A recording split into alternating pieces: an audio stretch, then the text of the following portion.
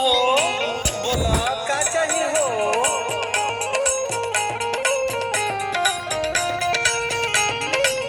सुनो राजा काला साड़ी लई हो कमर में छिप जाए राजा काला साड़ी लई हो कमर में छिप जाए राजा काला साड़ी लई हो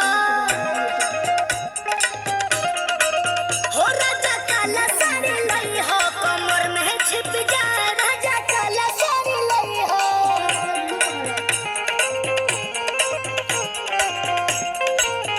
तू तो बड़ बड़ू हो कबो कहेलू कि लाल लिपस्टिक लिया बो अभी कहत कि करिया साड़ी लिया बो। नैहर ससुर तो जरती बा हो तू जरा जरा का